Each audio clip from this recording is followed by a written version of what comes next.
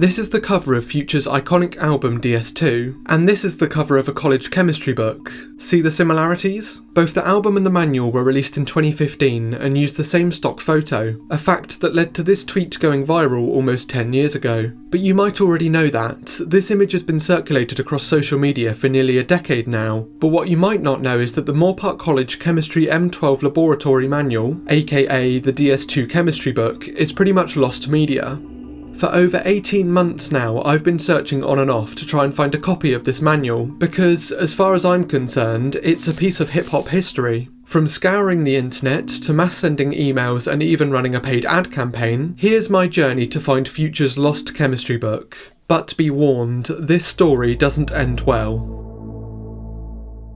It's really not that serious. Okay, before we get into things, you might be wondering why I'm so interested in this chemistry manual, and there's two reasons. Firstly, the contrast between how this stock image has been used is fascinating. Future used it as the face of an album about money, women and drugs, whereas a college used it to teach chemistry, both in the same year with seemingly no knowledge of each other. And the second reason is mystery. As far as I can tell, there are only 2 images of this manual online. 2, across the entire internet. And one of those images, as I already mentioned, came from this viral tweet, which is equally as curious. Isn't it odd that someone would screenshot themselves listening to DS2 and send it to their friend, who just so happens to own a manual with the same stock image? Weird. In all, there's not that much information out there about this manual, which made me want to find out who designed it and get my hands on a copy. Which brings us to...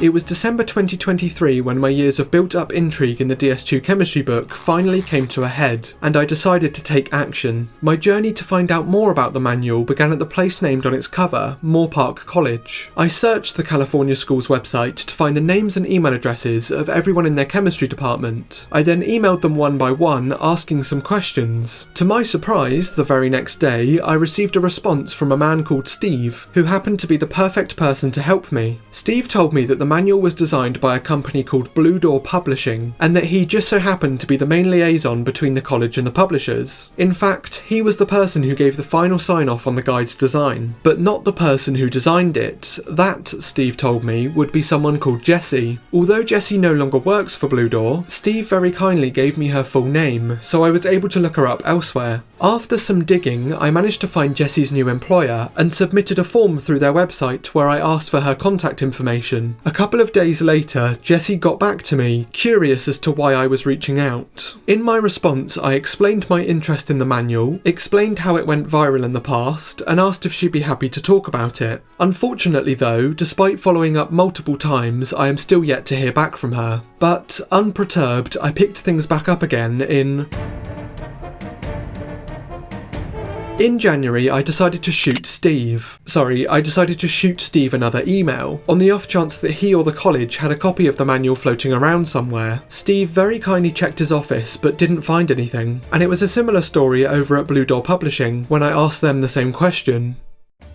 Having reached a bit of a dead end with that line of thinking, I briefly turned my attention to Reddit, asking around in communities local to Moore Park. A few people got back to me, but they generally seemed to have more questions than answers, and no one was really able to help me out. There was one person though that took the opportunity to call his ex-Moore Park professor old, so there's that. While on Reddit, I took the opportunity to DM the guy who originally posted this photo a few years ago, as I figured that he, of all people, would have a copy. However, I'm not 100% sure that he was the person that originally posted that photo, and he didn't get back to me anyway. So I changed things up once more, and moved my search over to X, the Everything app. If by everything you mean fascism, misinformation, and videos that automatically scroll. On Twitter, I conducted a search for tweets posted around 2015 that mentioned both chemistry and Moore Park, figuring that I'd find some former students. I found a few results and replied to them, asking the people who posted them to reach out to me. I could have just sent DMs to those people, rather than replying to their ancient tweets, but that would have required a premium Twitter subscription as they didn't follow me, and the me of January 2024 wasn't about to pay for a superfluous, superficial blue checkmark just so I could message some people. The me of May 2024, on the other hand, we'll get to that, but first we need to talk about...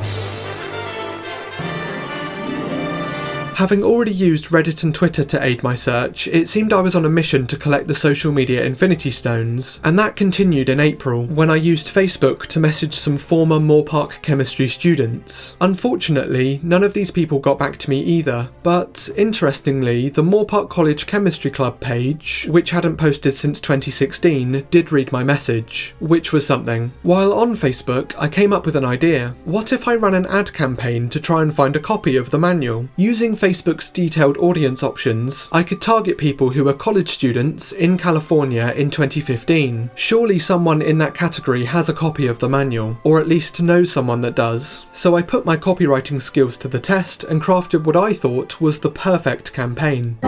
Clearly Facebook didn't agree with me. Even though my ad was completely compliant with Meta's terms of service, it was rejected on grounds of circumventing systems. So to try and get my ad accepted, I changed the wording, replaced the image, pledged myself to Satanism, but it was no use. After 10 back-to-back rejections, I decided it wasn't worth the trouble, and left Mark Zuckerberg some constructive feedback, some not so constructive feedback, and some destructive feedback. You took everything from me. I don't even know who you are. After parking the idea of advertising for the time being, I had a bit of a light bulb moment. I realised that I didn't need to find an ex-student with a copy of the manual. I already knew of one. Remember that viral tweet that I mentioned at the start of this video? Well, one of the people featured in the text conversation, BB Lee, clearly owned the manual at one stage or another. Whether they still have it now is another thing entirely, but it was worth a shot. So I looked up the person who made the tweet, Jiwoo. After navigating to Jiwoo's account on Twitter with the intention of messaging her, I realised that I couldn't, as her account is protected. I could still mention her in a tweet though, so I did exactly that, telling her about my search for the textbook, to no avail. Then, instead of contacting Jiwoo by using the Instagram link that was clearly in her bio, I did the only logical thing and created a LinkedIn profile, signed up for an $170 per month Recruiter Lite account, which allowed me to DM anyone on the platform and messaged anyone that shared Jiwoo's first and last name who lived in the USA and were college age in 2015. And when that didn't work and only one person got back to me, I decided to do the only other logical thing and signed up for Twitter Premium so I could DM protected and private accounts, message Jiwoo and a bunch of people that she's interacted with in the past who I can only assume are her friends, and then forget to cancel Twitter Premium for 12 months. And of the 48 people I messaged on Twitter, all of them ignored me. But all of that happened in May 2024 was an interesting time. A jury finds former President Donald Trump guilty on all 34 felony counts in his... Back here in the U.S. on the harrowing scene in a Las Vegas courtroom, a defendant lunging at... Nicki Minaj was arrested over the weekend in... Long-standing feud between rap artist Drake and... Russia has just inaugurated... Gunna's new studio up.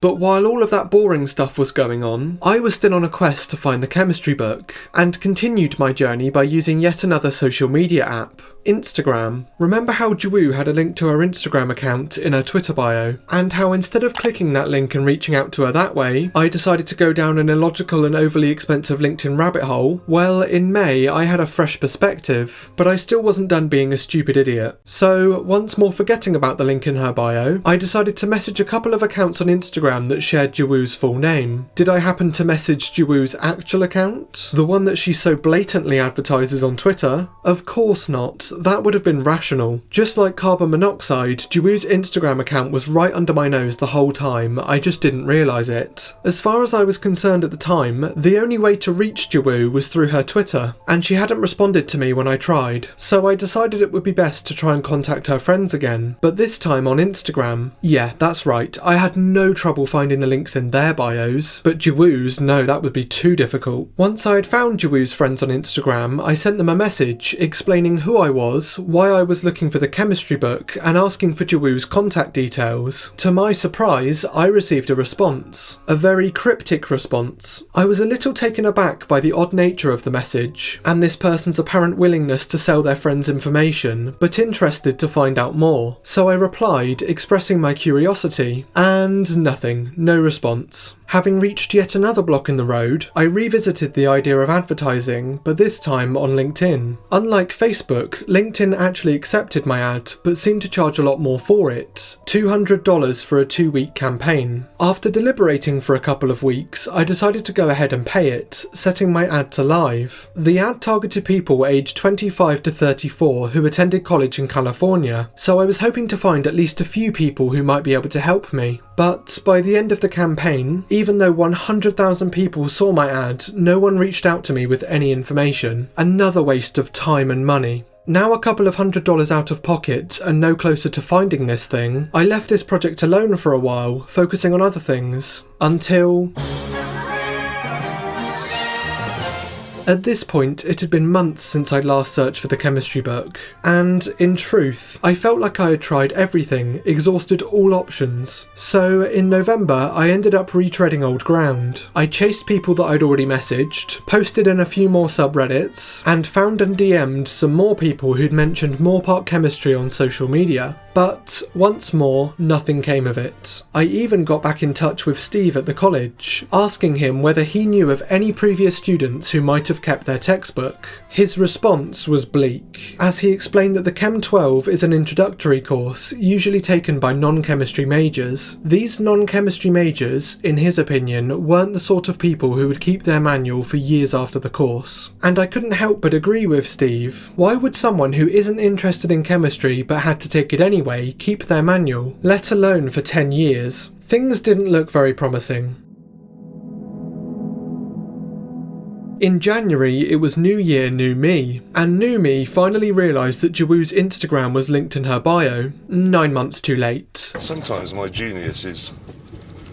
it's almost frightening. Nevertheless, I navigated to Jawoo's Instagram and sent her a DM, hopeful that she'd get back to me. But, alas, nothing. I'm still yet to receive any communication from her. And that failure pretty much brings us up to... At the start of this video, I told you that my journey wouldn't end well, and I wasn't lying. After 18 months of searching for the DS2 manual, I found nothing. My hours of inquiries across social media were unsuccessful, the ad campaign was a failure, and the one person who I know has a copy of the manual won't get back to me. All in all, my journey has been a disappointment. Except, I did find out who designed the manual, and spoke to one of the people involved in its creation. Plus, my search doesn't have to end in failure, and my months of searching don't have to be in vain. Because I've realised something. There's a chance that someone watching this video right now has a copy of the manual, or knows someone that does, or knows someone that knows someone that does. The chances may be slim, but I think something positive can come from this video. Even if it's just to raise awareness that this chemistry book exists. If you do have any information that might be useful to my search, please don't hesitate to email me at therightnoteyt@gmail.com. And before I go, I'd just like to thank everyone that I've mentioned in this video, even if they weren't able to help me. If you're watching this video, please don't try and reach out to any of those people. I think I've bothered them all enough.